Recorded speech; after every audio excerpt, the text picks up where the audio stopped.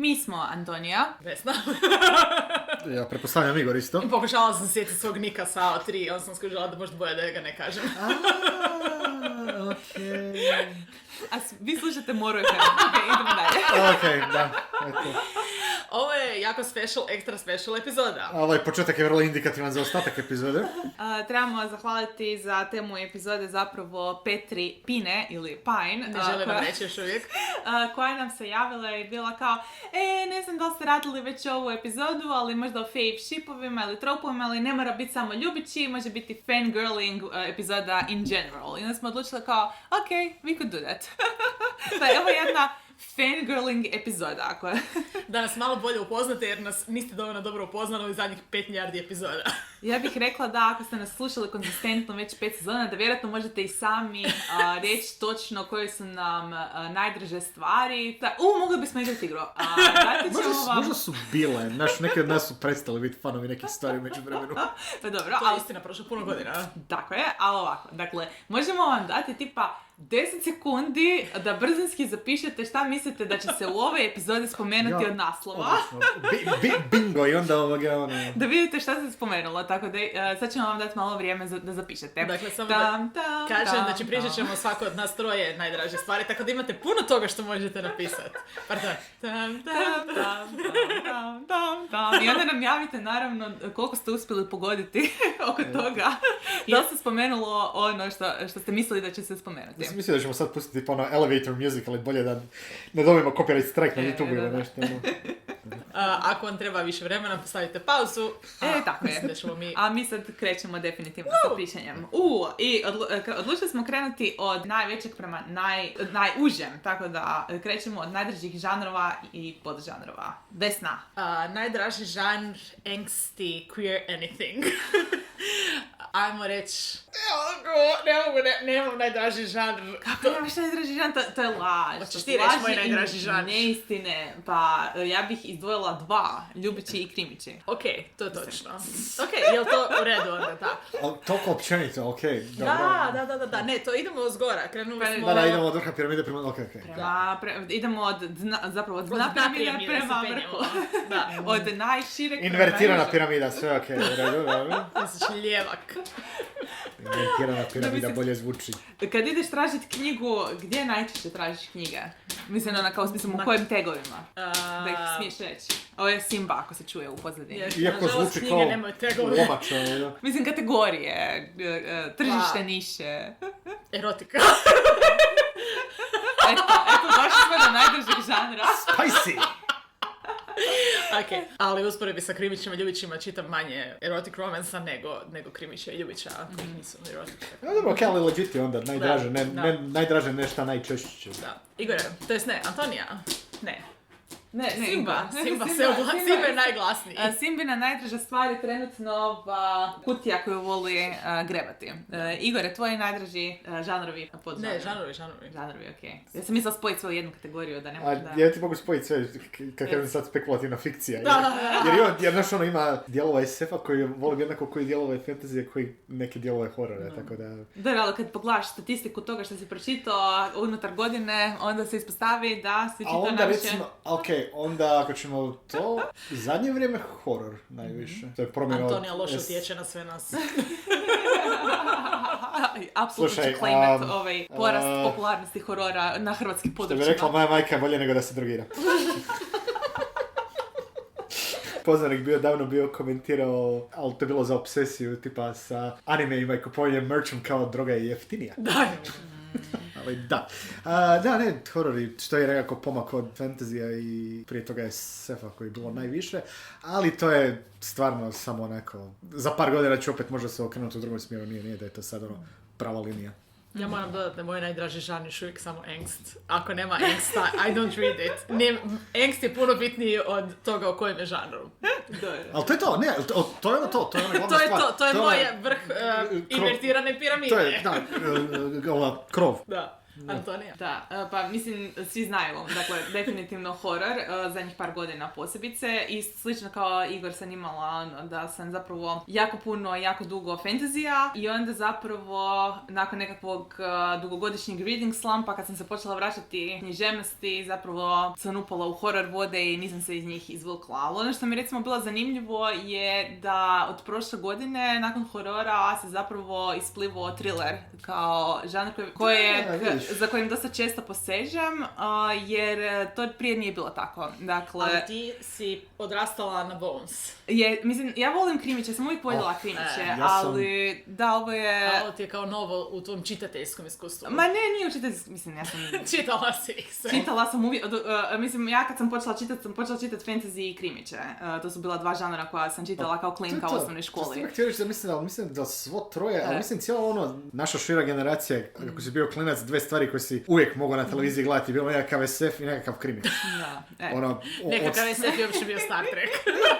Dobro, naš bio Star Trek, imao si Dosije X kad smo bili klinci i tako neke druge stvari. Britanskih krimića, ja mislim, uzmeš nasumično neko iz naše generacije, dampaš ga u neko britansko selo, riješi slučaju 10 minuta jer točno više zna ovoga. Tako da kad sam iskopavala knjige tipa Dva neba, onu klonicu Amy i Kronike iz Narnije, nakon što bi progutala sve te fantazije, onda bih gutala knjige o patolozima, pa onda bila faza u mom životu kad sam bila uvjerena da ću biti patolog kad odrastem. Patricia Cornwell. Tako je, tako da to je to. Da u jednom trenutku, ako nije imalo nekakav nadnaravni ili tehnološki aspekt, ako nije bila znanstvena fantastika ili fantasy, me nije zanimalo. Da, to je i meni isto. To je taj začu onako kao tako da sam bila izašla zapravo iz te nekakve navike čitanja krimića i trilera, ali evo baš sam se od prošle godine baš mi bilo puklo, onako kao nije mi bilo više bitno taj nekakav nadnaravni ili spekulativni element, nego baš mi postala bitna zapravo misterija. Baš sam se počela onako kao uzimati jako puno trilera u ruke. Čak sad preferiram koristiti termin thriller, imam osjećaj da pokriva puno više stvari koje bi uzela čitati nego možda krimić, ali to je u biti to. I dalje preferiram thrillere koji imaju elemente detektivskih krimića. Ne volim baš domestic thrillere. Iako pročitala sam neke koji su bili isto zabavni, tako da ali opet volim taj nekakav, kad se mora istražiti nečije ubojstvo, nečiji nestanak. Dakle, to mi je dalje nekako najdraži element u takvom tipu priča, onako ne nužno kad su nekakve gang related violence ili ako je nekakva droga u pitanju, to mi nije toliko zanimljivo, ali neko mrtvo tijelo, friki mrtvo tijelo koje se nađe i onda cijeli grad padne u nekakav kaos, to mi je chef kiss, da. Ja moram dodati samo dva podžanra, da završimo što se meni tiče ovaj level. Mislim, slobodno ako još imate nešto dodajte. Ja pokušavam naći naziv za to. To nema ime. To je polierotika, zapravo više polierotic romance sa elementima retellinga i mitologije. Znači, to ja nisam u životu... Katie Roberts? Ne. Cijela sam ja u životu nisam našla naziv za to. Ako znate bilo koju autoricu koja to piše, molim vas, pišite nam na etmorinakutije@gmail.com, jer ja... I by the way, svi koji ste imali napisanu, znači se spomenuti Sierra Simone, čestitam! Popite nešto. Drinking game. Kako ubiti slušatelje? A druga stvar bi bila zapravo queer povijesni krimići, ja moram iskoristiti riječ krimići jer nisu thrilleri, između dva svjetska rata. Odnosno konkretno Edwardian, čak više, znači prije Prvog svjetskog rata, uoči Prvog svjetskog rata, jer kad god ja vidim rano 20. stoljeće, znači prvih 15 godina 20. stoljeća, ja sam toliko sretna da sve ostalo mi manje relevantno. Ima ta neka fora da se vratimo na britanske krimiće i na Agatha Christie, isto možete biti slobodno. Ne znam zašto, ali taj Edwardian setting mi je the thing. Paro, ja mislim većinom... Smjestili su sve kao u 40. mislim. Ali knjige su ranije, tako? Knjige su od 21. do 70. Ali su snimali kao da bude sve retro. Da je sve interregno. Ja volim sve što ima male gradove. Male gradove, male sredine, izolirane sredine. Ja ponekad probam i samo ako je australski i ako ima To puno je mrtvih druga ljudi. vrsta izolacije od koje smo mi Da, igdje ikad mogli iskusiti. Da. To je to, da. Je. Evo, ako baš sad pričamo o ovako nišnim stvarima, tipa stvarima sa jako puno tegova. Ja, otkad sam, ja sam klinac, ok, Agatha Christie definitivno, ali meni je Sherlock Holmes uvijek bio jako fora. Ja specifično volim ili Holmes retellings, tipa Ja gdje ne mogu je... podnijet. Vidiš, Da, eto, ne, vidiš, to je dobra... A ti sam čitala bila ona jedan... Jesam. Mislim, za Vox si Čitala imala. sam dva. Za Čitala Vox. sam dva. Okej, da. 3, hvala. Okej. I veliki sam fan Lori King. To sam zbog, ja sam nedavno počeo ponovo Lori King čitat i sam je posjetilo, ali da, ne, meni je, znači, taj setting vrlo ogromni Loosely navodnici, da. ali mislim da kužiš na šta mislim. Da. Specifično nekakav taj detektivski ili police procedural, da je negdje otprilike u to doba. Sad, volim te kao Holmes pastiše, recimo, ili nešto, ili gdje je Holmes pa onda je opet nekakav ili nadnaravni element ili SF fantasy element nešto, to mi je fora. James Lovegrove je imao ono super trilogiju gdje je kombinirao Holmesa i Lovecraftov Cthulhu mitos, što zvuči kao da ne bi trebalo funkcionirati, ali je dosta dobro funkcioniralo. Takve stvari, ili prošle godine, jedna od najboljih knjiga za prošle godine je bilo od Alexis Hall, The Affair of the Mysterious Letter. To je fantasy, ali onako fantasy setting gdje je sve unutra što možeš nagurano i funkcionira. A isto je ono Holmes varijanta, samo je Holmes je žena koja je detektivka, ali je i čarobnica. Watson je i dalje kirurg, nešto. Malo su mi već neke stvari, ali to je... Ne, ali takve stvari su mi, zato mi je super. Mislim, takve stvari u SF fantasy-u. Dobro, Lori King nema kod sebe, ali to mi isto, recimo. Takve stvari. Ali dobro, ja generalno dosta mi lako možeš prodati nekakav police/detective procedural koji je na pola sa fantasy. Zato sam nekad bio dugo vremena fan Dresden Filesa, pa sam prestao kad je prestalo više biti detective storija, postalo više šta god, ali Rivers of London su mi dalje Ben Aronović, to mi Ok, ja moram dodat, apropo Holmesijane, mislim ja čitam, ja je zovem Holmesijana, ne znam kako se zove. Ja sasvim slučajno čitam užasno puno Arturijane, ali ja zapravo ne volim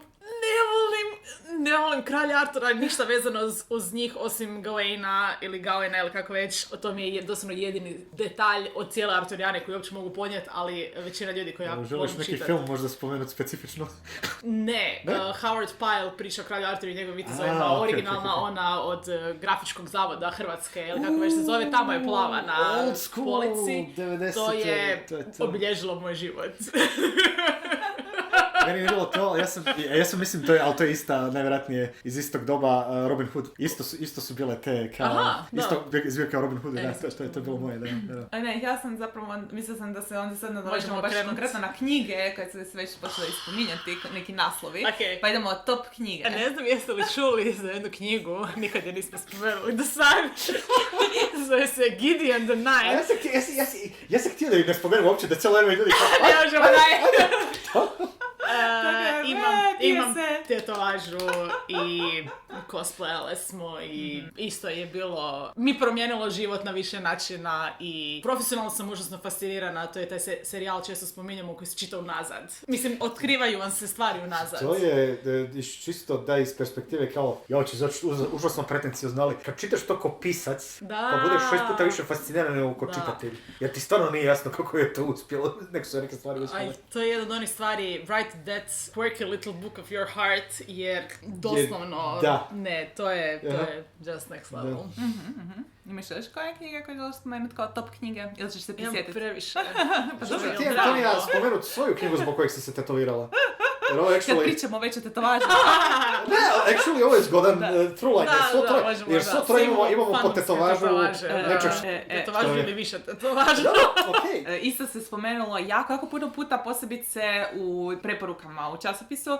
Dakle, Machineries of Empire je ime serijala, prvi je Nine Fox Gambit, autor Yoon-Ha Lee.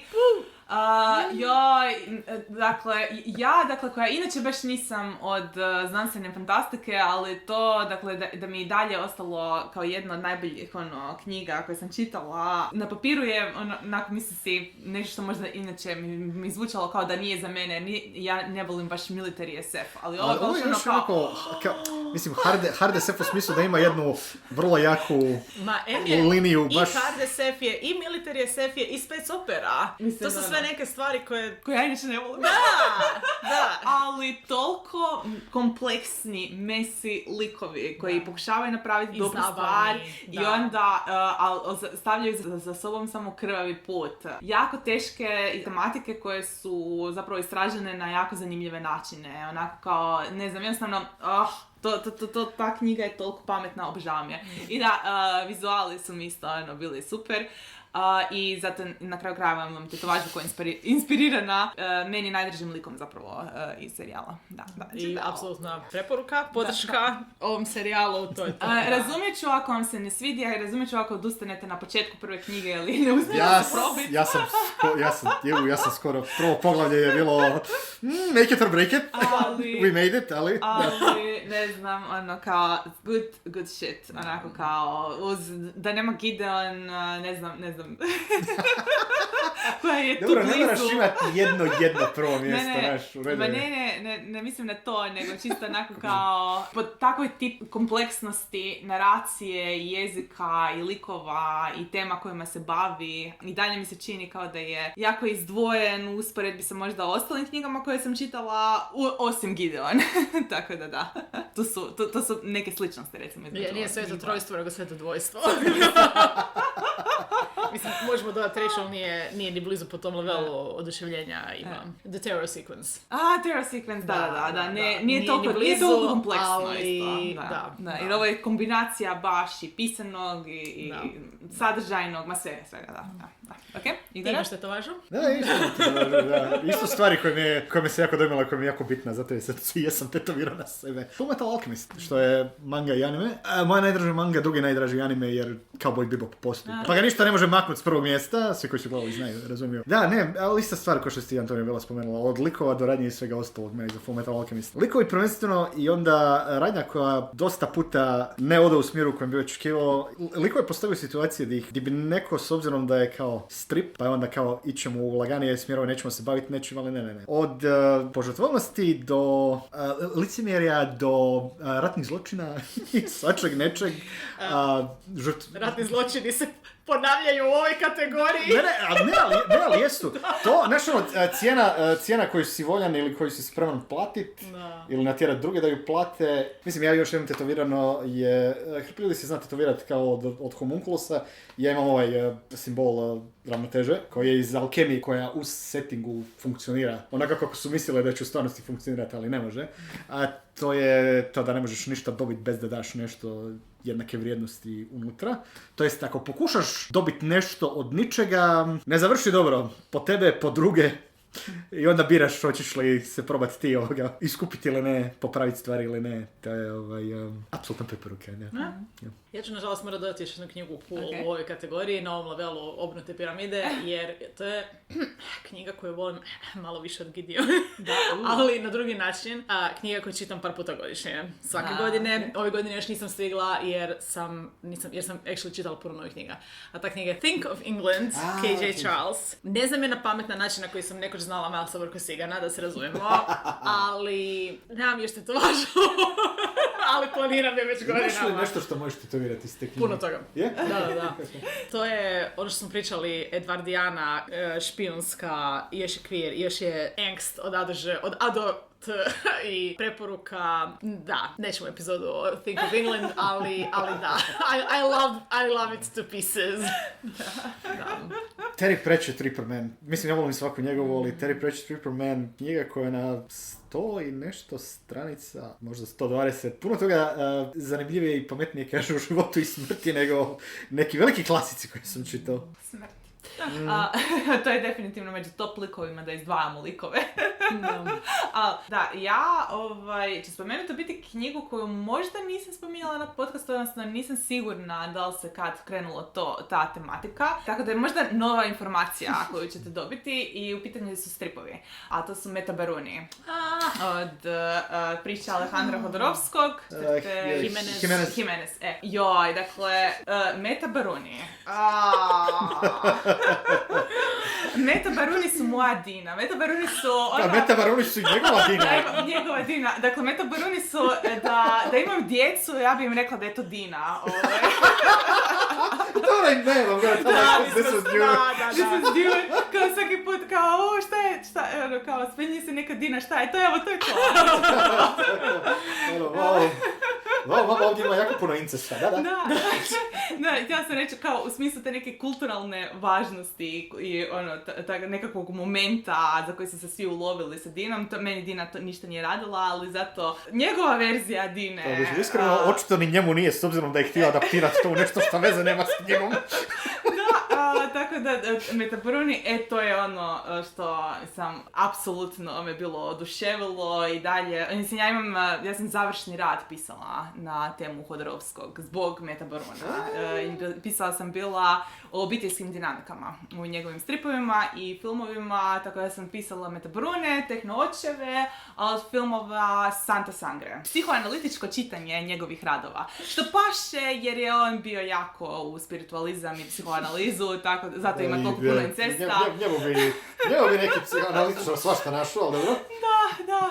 Tako da, apsolutno to mi je ono... Već dugo vremena nisam čitala i nisam čitala ove nastavke jer iskreno onako kao... Nekako sam zatvorila taj period života i nekako mu se nemam namjeru vraćati, ali to ne umanjuje taj nekakav impact koji je knjiga imala, na mene. Ja mislim da sam spomenuo bio, barem jedno kad smo bili pričali kao najdraže knjige, ali Kurt Vonnegut, Slaughterhouse 5. I to bez uopće... Imam puno drugih knjiga koji su mi jako drage, spomenuo sam bio malo prije neke, ali onda ima ovo to je baš ono, to što je prvo mjesto kod mene i onda se ostalo onako 2 mm ispod. Aha. I to je, ali vrlo opuštujući, imaš tu jednu stvar za koju točno znaš da ti bez toga da se ništa drugo mora natjecati, nego to jednostavno je. Ista stvar što sam rekao bio za Rippermana, ali jako puno toga lijepog i zanimljivog kaže o životu. Interesantno je ovo isto o besmislu rata i ratnim zločinima. Vodimo u sljedeći entry koji je isto dio života koji je zatvoren. To si ti rekla za Meta Barune. Knjiga koja je meni obilježila 10-15 godina života i manje više dok se nije Gideon pojavila. To je bilo The Thing, Love Yalra Sana, Gabriel Kay. To je... It was a thing. It was a big thing. It was a major thing. Tako da. Pričali smo malo više konkretno o Laovima u tipa jednoj od predzadnjih epizoda. Meni je to, jer ja sam Keja pokušao čitati kako puno mlađi, ali mi nije išlo, ali ono što je meni bilo baš kasna osnovna škola, cijela srednja i dobar dio faksa. Urkosigan. To je jedini serijal uz koji ja mogu reći da sam ja doslovno odrastao čitajući, jer sam baš svaka kako izlazila bila kod nas, čim bi bila u knjižnici i bila kod mene doma na čitanju. Meni čim bi bila u knjižari nova bi bila kod mene nova. Ja tad još nisam baš kupovao knjige, ali da jesam, to bi bilo onako baš, apsolutno, to je isto. To je fascinantno, ja mislim da mi je to dan danas još uvijek najdraže kao space opera. I najdraži Military SF za koji ću onda svako kola, to ti tehnički nije Military SF, rekao da znam, jer ne opisuje u detalje svaki milimetar bojnog polja u redu je. Opisuje dovoljno. Ja ću baciti zadnji entry u knjige i iz njega ćemo onda nastaviti odmah na autore, uključujući i najdraže knjige najdražeg autora. Ćemo Boga pitu naprijed. Tako da tu apsolutno moram spomenuti trilogiju The Indian Lake Trilogy, prvi dio My Heart is a Chainsaw, jedine knjige od kojih ja posjedujem special edition. Izrazito fancy hardcovere.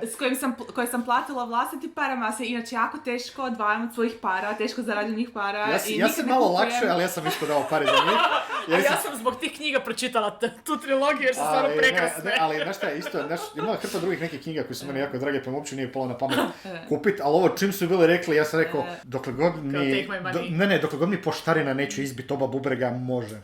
Da. Eto, to je bilo jako logično i ako ste pisali, vjerojatno ste zapisali My Heart is a Chainsaw, postoji šansa. Stephen Graham Jones. Kad smo ranije bili spominjali kao Antonija loš utjecaj, kad sam bio rekao barem se ne drogira pa ne troši novac, ja za Stephena Grahama Jonesa najvjerojatnije ne bi tako rano saznao da nije bilo Antonija, tako da Antonija opet kriva za moje trošenje novca. Ja sam rekla, ja ću jako rado klimati popularizaciju horora u Hrvatskoj.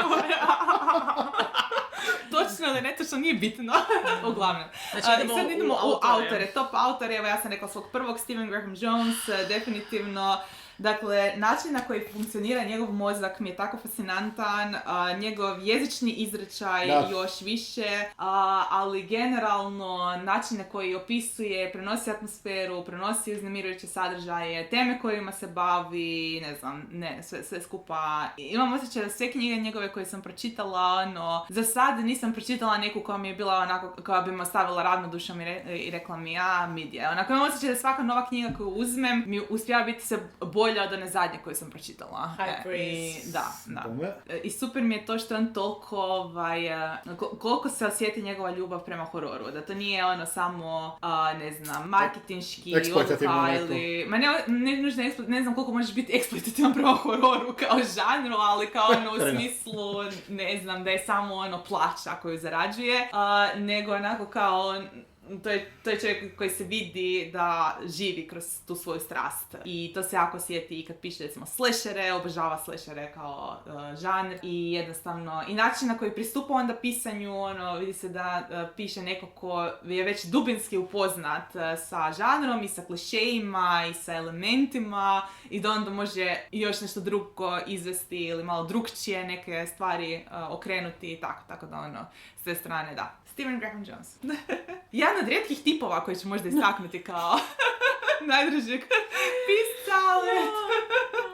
Token man, Antonina Popsina. To je za sve oni koji kažu da bi mi pregovorili da ne čitam tipove. Eto, top autore. Ja isto imam token tip.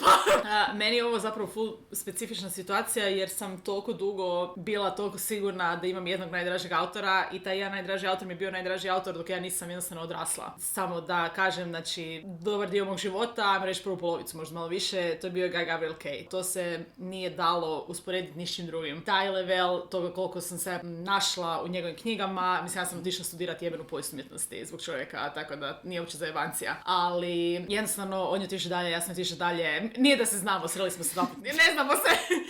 Ali da, mimo drugih ljudi, neki koji sam čitala ranije, trenutno imam 3 najdraža autora, odnosno 3 najdražih pisaca, samo ću ih spomenuti kratko odmah sve. Znači, Sierra Simone, koju smo već name dropali, žena piše, ajmo reći, tabu romance. Velika je fanica povijesti mitologije, folka, ako ćemo na kraju krajeva, isto bivša knjižničarka kako ja, tako da to mi je super. Apsolutna preporuka ako još niste došli do nje. Probajte izbjegavati njene kolabe, jer su, nisu čak ni mid, nego su tako blend, da ako ja jednostavno ne mogu. Sve što ja volim kod Sierra Simone nema u njenim kolabama, tako da... Osoba s kojom surađuje toliko povukla... Ne, jednostavno su zajedno, oni su si best friendice. Oni su doslovno full dobre i business friendice i best friendice i it just doesn't work for me. I kod većeg izdavača je. Ali to me vodi do moje druge najdraže autorice, koja mi je isto godinama bila najdraža autorica dok nisam skužila da mi ih je 3, a to je K.J. Charles, koju smo još spomenuli za Think of England. Žena je, znači, bivša urednica u Mills & Boon, odnosno britanskoj verziji, ja mislim, Harlequina, znači u romance, velikom imprintu. Britanka, užasno je se divim, puno toga što radim zbog toga što sam pratila nju i njen posao i njen blog godinama. Ona piše moju najdražu riječ, odnosno moj najdraži žanr, angst. Piše historical queer, većinom i većinom ima nekakve, kako ono bilo, neko je rekao kao romance with a body count. Znači, skoro uvijek ima nekakav element krivića. Apsolutna preporuka. Kod nje bih rekla da probate sa njenim self-pubom radije nego sa stvarima koje su kod većih izdavača, jer, ponavljam se, stvari koje su kod većih izdavača čak nisu blend, nego su vanila. Gotovo isključivo. A dosta njenih self-published stvari nije. I onda automatski ima manje angsta, naravno. I moj treći token tip, skoro sam neka straight tip, nije straight. Moj treći najdraži pisac je Gregory Ash. On piše police procedural i krimiće i cozy krimiće i Holmes retelling. Sve su gay likovi, znači sve su gay parovi. To je jednostavno nešto nadnaravno koliko on dobar. Jako brzo piše. Isto bivši knjižničar, ali u srednjoj školi. I tako očito, I think I have a type. Ako želite njega probati čitat, probajte sa prvom knjigom Hazarda i Somerseta, naslov je Pretty Boys. Ali morate se pripremiti na to da kao prvo ima jako puno knjiga, super su, stvarno su okej, i kao drugo ima jako puno angsta. Toliko drame, vidjet ćemo hoće li Zendaya i Robert Pattinson doći i blizu količine drame koliko ima Gregory Ash. Hvala što ste došli na moj TED Talk! I'm gonna rest now. Igor je preuzmišljati to. pričamo o najdražim autorima, jel? Okay. Ona je najdraža autorica i to ono, isto bar none. Ja sam nju u biti dosta malo spominjao, sad kad malo različno gledam unatrag, ali i dalje je na prvom mjestu, kako god već 10 godina plus. Emma Newman. A ona piše i SF, kakav meni paše, i fantasy, time da su potpuno različiti, jer fantasy njen serijal je kao kombinacija moderni svijet i onda paralelni svijet gdje kao žive vile, pa onda imaš između ta dva svijeta interakcije, a njen SF serijal je... Znate one najdepre epizode Black Mirrora, tu je negdje, ta vrsta near future SF-a, gdje u svakoj protagonist ili protagonistica imaju drugu vrstu dijagnosticirane nekakve mentalne bolesti s kojim se nose cijelu knjigu. Za neke su spoileri, pa ne mogu, je zgodno ni ne čitati previše. Ima jedna gdje je u biti poanta da kroz knjigu ti skužiš u biti u čemu je problem, jer je kao dio radnje, ali da, ima taj vrlo... Za nekog ko onako možda to mi jedna moja friendica bila rekla, za nekog ko onako često stavlja dojam vrlo onako happy-go-lucky osobe, full voliš crnjake čitat. Ja rekao, sve što je nekad bila napisala sam čitao i bilo super. A full su bile različite stvari, tako da ona mi je ono insta buy. Evo recimo, nisam čitao u njenu zadnju, to smo Antonija bili komentirali, šta je ona vampire? Rekao, očito da. A drugi autor koji mi je full dugović na polici i... Actually, nova knjiga mu uskoro izlazi, to bi se radujem, Richard Kadri.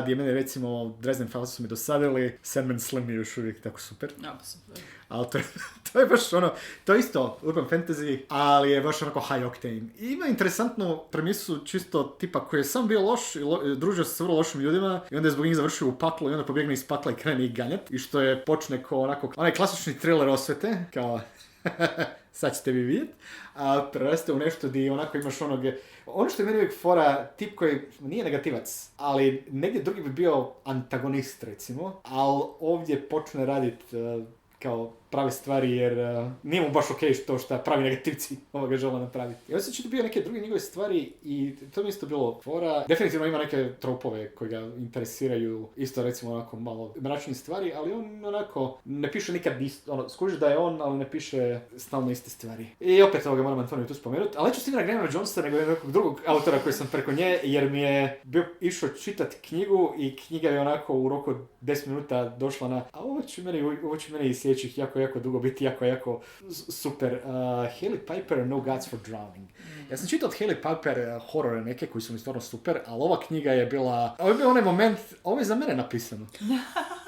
Jer ima s jedne strane taj Lovecraftijanski cosmic horror baš gdje su ti nekakvi stvorenja entiteti, ali su stvarno jezivi i drugačiji i nešto više od tebe što te gleda ko bubu, a s druge strane, što mi stvarno rijetko vidim, fantasy je, ali je onaj gdje je setting koji biti jako vuče na rano 20. stoljeće. Noir setting, da. Što sam malo setting onako baš tipa, što je Vesna bila spominjala kao taman pred Edwardian, što mi sad kad malo razmišljam, to je Full Metal Alchemist. Isto ima razina tehnologije u svijetu je taman negdje pred i oko Prvog svjetskog rata. Nisam uopće povezao te stvari do sad. Interesantno, ali očito ima ta jedna estetika par desetljeća koja mi paše onako ide zajedno. Ja mislim da je fora u tome što fantasy toliko često vežemo uz nekakve medieval ili malo starije dojadilo pred jako davno. A možda čak i nije medieval, ali opet... Ne, imaš taj baš klasični... Taj neki raspon gdje su bili prije industrijske revolucije, prije industrijske revolucije i onda rijeđe ga je vidjeti da je povijesno, a da je magija, a da je nakon industrijske revolucije. I onda je automatski zanimljivo, mislim. Pa Jelly Clark. Aha, šta kako se zove? Da. Master of Jin. Da. Ako vam rastu zazubi se na ovo što smo sad spominjali. Da. Jelly Clark, da. Magija, clockwork, tehnologija, Egipat.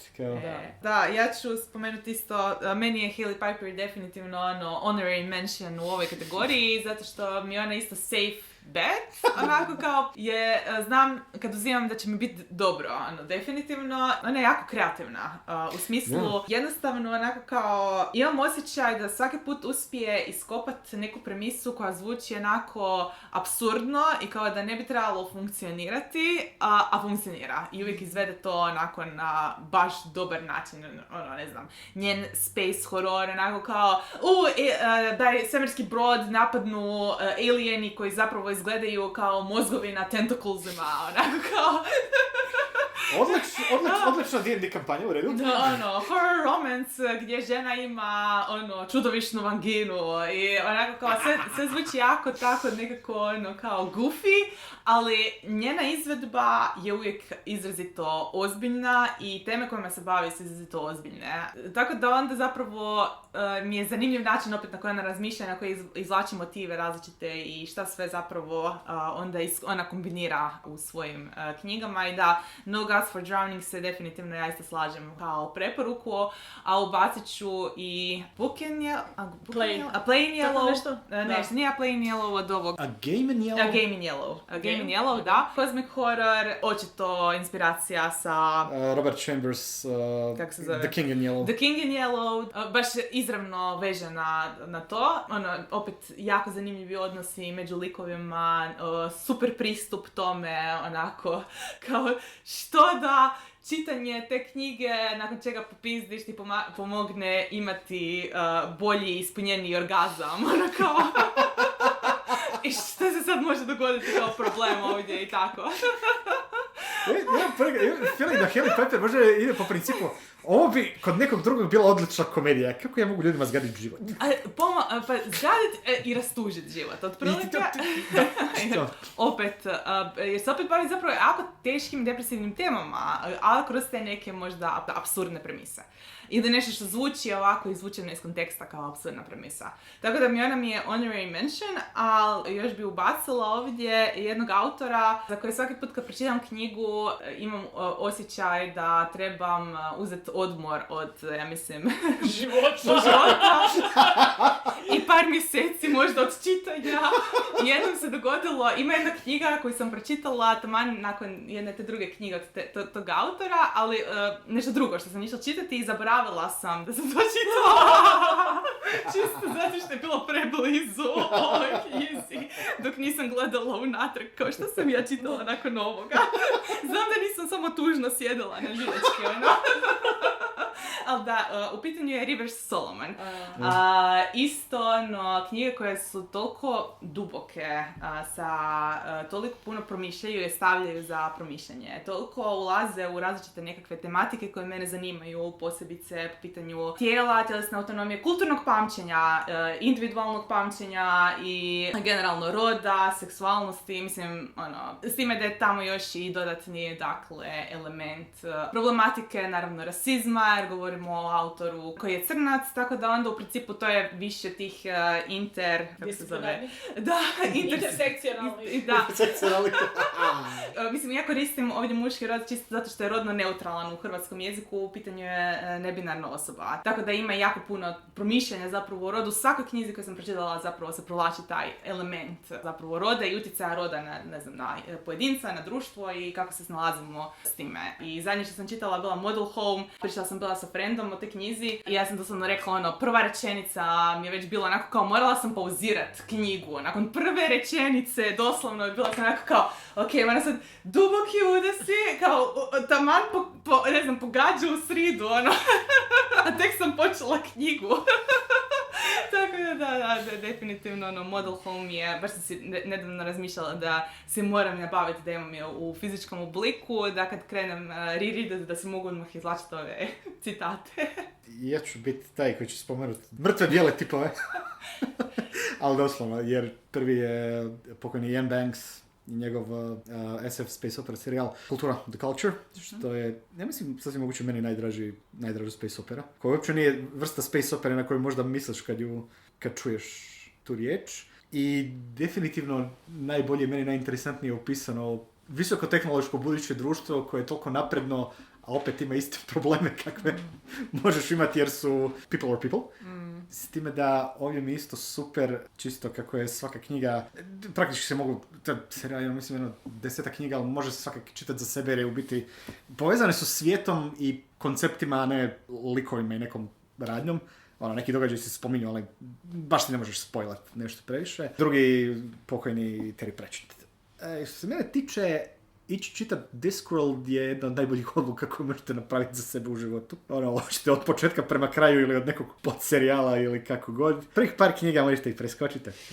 Da budem potpuno pošten, nisam ta vrsta fana koja moraš sve, ali ovo što sam bio spomenuo ranije, Reaper Man, koji mi je ono među najdražim knjigama, ali cijeli podserijal o vješticama i cijeli podserijal o gradskoj straži, opet, nevjerojatno koliko toga može reći o ljudima koristeći i ljude i patuljke, vilonjake i svašta nešto, gdje na prvi pogled ćeš možda ići dobro, kao neki fantasy.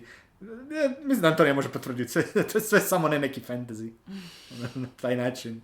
Tako da to je... Plus 40 plus knjiga, tako da imaš što za radi, imaš si vremena za ovu kupiti ako ti treba. I hoćemo ići prema kraju, a to znači ostali su nam šipovi, ali hoćemo spomenuti bez puno objašnjenja kao without konteksta, samo kao eto to. Da li si knjiga biti samo ili?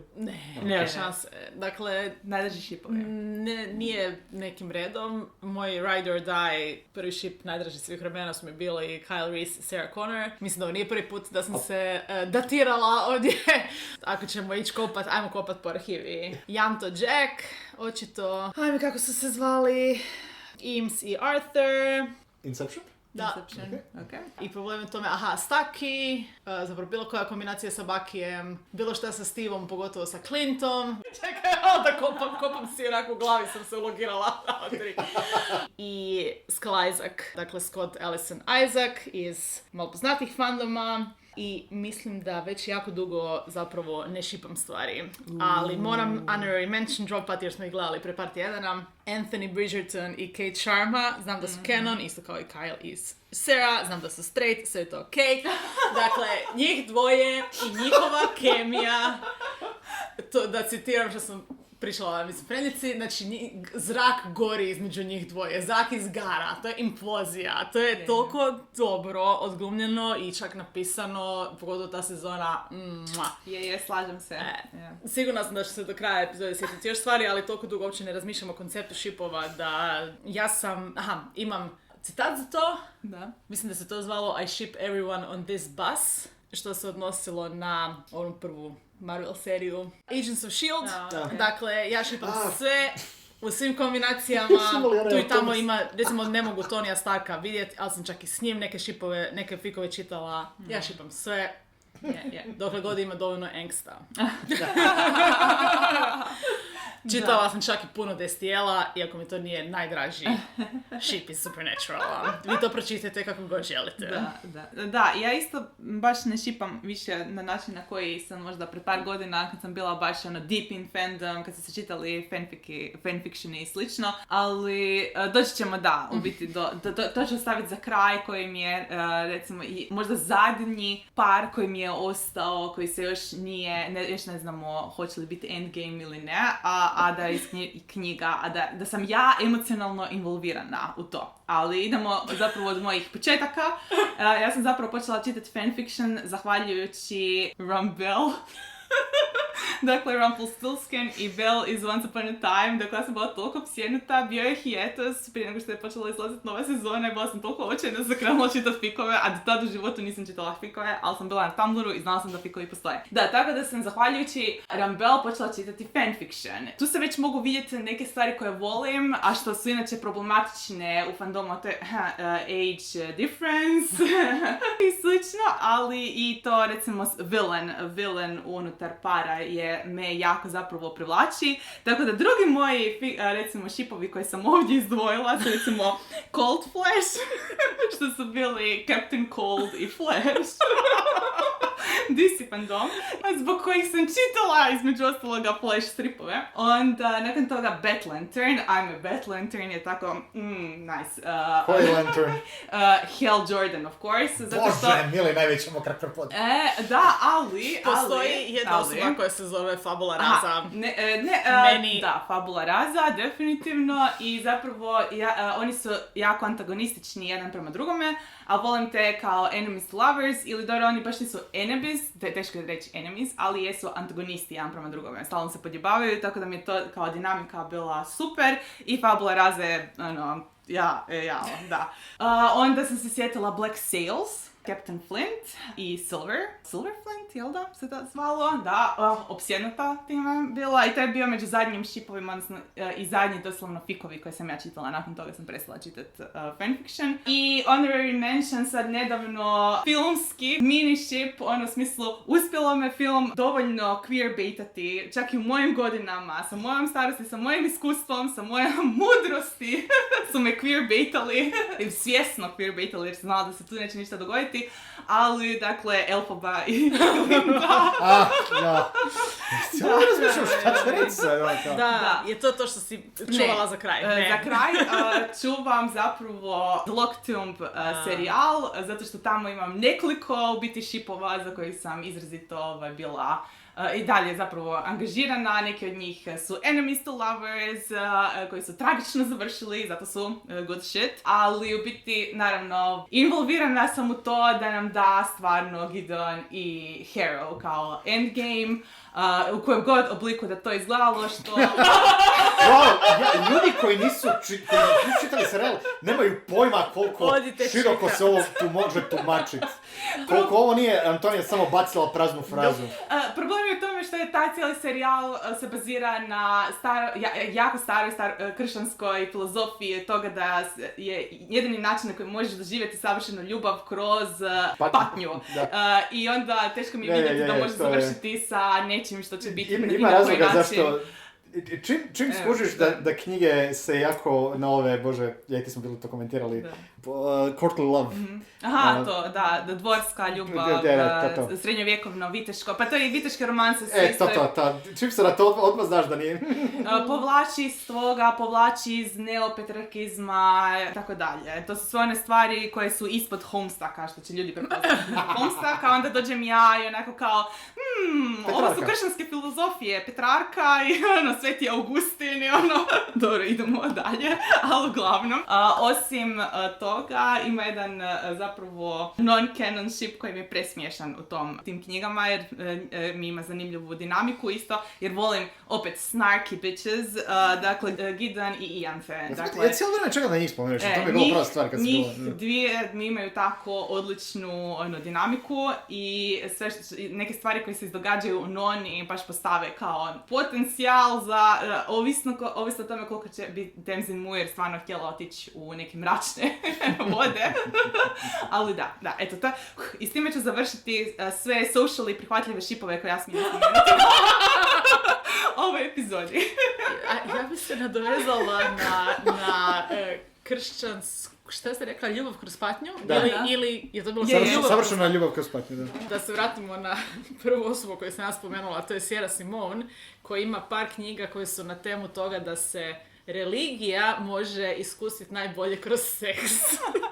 I to rimokatolička religija. Kada si reći da je to način na koji dosta kultovo funkcionira. To je jako specifično. Igore, puni krug. Ti imaš, šta će na kraju, tvoji šipovi?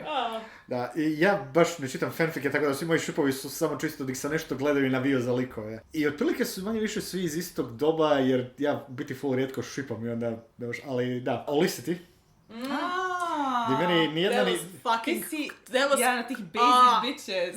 Ne, samo zato jer ove, slušaj, ovako, on i ova Laurel, to nije normalno, to je bilo toksično, a Dajna je bila pre dobra za njega.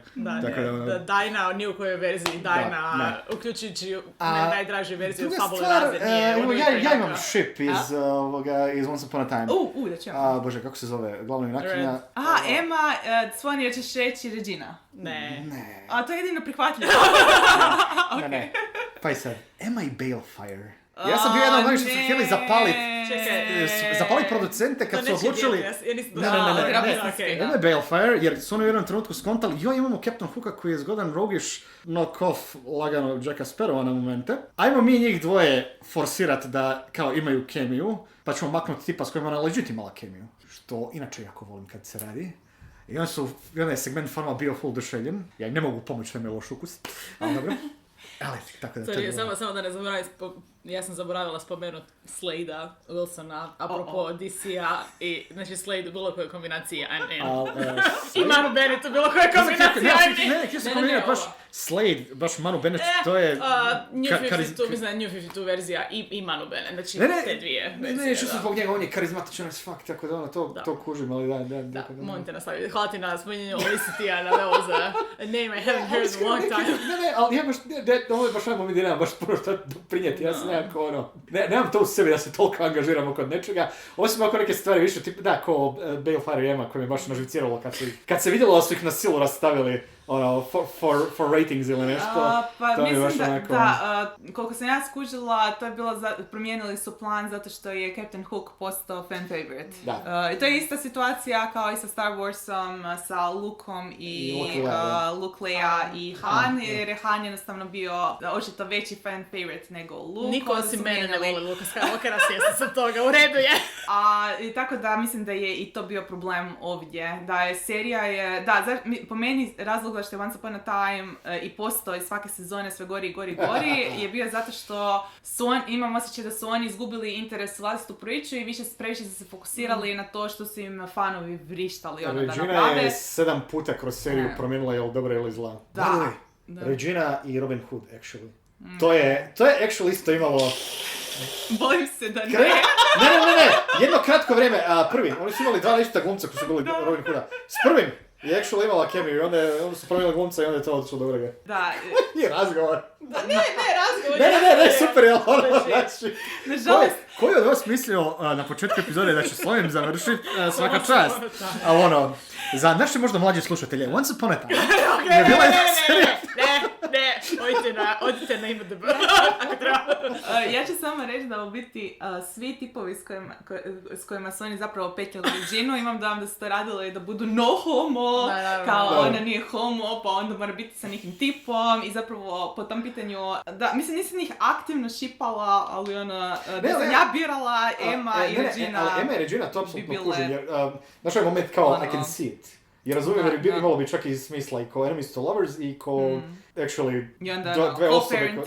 Da se skupa. I personality i kontrastiran, da. Ja sam se sjetila još jednog mojeg baby head shipa, Clark i Bellamy. Apropo fandoma koji je imao huge Sapphic following sa Sapphic shipom. It didn't work for me, sorry. Klaksa forever. Hvala. To je sve što ću ja tu komentirati. U trenutku kad su ubili Lexu, ja sam skoro prestao gledati seriju, a kad su počeli gurat njih dvoje je bilo kao, vidim što se ovdje događa. Ali oni su canon ship iz knjige, koliko sam ga shvatila. Ja mislim da te knjige veze nemaju se seriju. Dakle, ja imam taj jedan tako ekstreman soft spot za sve muške likove Bellamyjevog tipa, ima ih jako malo, ima ih premalo. Koji traže izrazito dominantnu osobu u životu, pa se za njom uvijek okreću. Jer to je Bellamyjev ogroman problem, on za svakim ko se postavi kao vođa, ako ćemo sada call-outat sami sebe... Ma ne call-outam tebe, call-outam Bellamyje. Muške likove koji prihvaćaju bit support lik glavnom ženskom liku koji je tough. Toga je premalo. S tom perspektivom se slažem. Ostalo što povlači Bellamyje, zbog toga ne toga, mislim, to je Kylie. Sorry, vraćamo se na istu priču. Ne, čisto kod... Mene je samo... Antonija, jel ti neugodno Mene kod Clark bilo super što je ženski lik koji inače, kojem je dopušteno da radi inače šta muški lik koji misliš sranja? Prolazi. Ne, sranja i da nikad se ništa ne dogodi. Ona i Tony Stark su isti lik. Ja sam najpametniji, ja točno znam šta mogu napraviti. Ajme meni, okej. Ne, ja ću, nema veze, ja ću preuzeti inicijativu, ja radim stvari pa poslije ni ne tražim oprost. I onda, sad su svi nešto ljuti na mene. Ova epizoda se počinje virelati u rasprave. U pravi ali ovo je one klasične fandomske svađe koje vidite koje su na Tumblru znali. Hvala, pa jesi Tumblr pristala ranije, evo ti jesi ti Tumblra malo oživiti. Da, kad jedna osoba kaže... Da se razumemo, ovdje nema nikakve, s moje strane nema intenziteta, tako da... Pa kao prvo, to je fandom u kojem nismo, nijedan ni drugi, pa da, ali Bog me više... Serija je završila i nikad ju nisam rewatchao, tako da... I MCU je završio 2019. Da, ovo ste imali priliku okusiti onaj... Kako je to nekad bilo? Da. Anyway, od vas sada želimo čuti, kao prvo, jeste li se napili? Koliko ste stvari pogodili da ćemo spomenuti? Šta ste očekivali da ćemo spomenuti, a nismo? Neke stvari vjerojatno nismo ni stigli doći do njih jer smo toliko toga što zapravo volimo više. Hvala Petri na ideji za ovu epizodu. Molim te Petra, odgovori nas, je li ovo bilo dovoljno fangirlanja? Jer možemo mi još samo... mislim, Nije kao tema Možemo, ali ono... stali, da. Želite li jednu epizodu gdje ćemo samo imati shipping wars? A ne. Je meni i Antonija tumači da sam basic, eto, to je... Jako. To je uvijek lijepo čut kad ti prijatelj kaže. Da, meni je bilo drago što nisam nikad bila zapravo aktivna ni u kojem fandomu, tako da nikad nisam imala problema oko toga šta šipam. Ja sam razmišljam da sam nikad imao nešto što je bilo, što si mi rekla da se zove crack ship, ali mislim da nikad nije bilo nešto. A mislim, bilo šta iz Flasha je crack ship. Molim nije. Ne, ali ne ništa, ali pazi, čekaj, DC stvari, to je vrlo basic, znaš ono, Harley i Ivy, čisto zato jer je logično. Šaljite nam, please, vaše rezultate i da li se slažete s nečim što smo spomenuli danas na morinakutija@gmail.com ili na @morinakutija, Instagramu i Facebooku. I kao inače, fakat smo otvoreni za prijedloge, neće svi završiti ovakvom raspašoju. Slušajte, ako smo od ovog uspjeli napraviti epizodu. Jedva smo se suzdržali da ne nastavimo u nekoliko sljedećih lejera. Znači, obrnute piramide jer imamo, nismo ni došli do tropova, nismo takli. I vidimo se više u epizodi. Vidimo se, tako je, bye. Bye bye.